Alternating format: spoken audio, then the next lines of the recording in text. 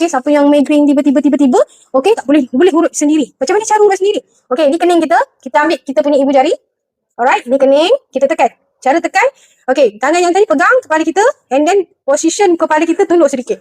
Tekan. Kira 1, 2, 3, 4, 5, 6, 7. Lepas. Okey, ini cara urut sendiri ya. Masa saya tekan ni, saya boleh rasa sampai ke kepala saya. Sebab kepala saya sekarang pun tengah pening. Okey, kenapa? Mata saya letih. Alright, lepas tu. Lepas kita lepas, automatik kita rasa mata kita rasa lebih cerah. And then naikkan kita punya tangan daripada kening naik atas kan. Sampai dekat kita betul-betul bumbun kita tadi tekan. Tekan, goyang.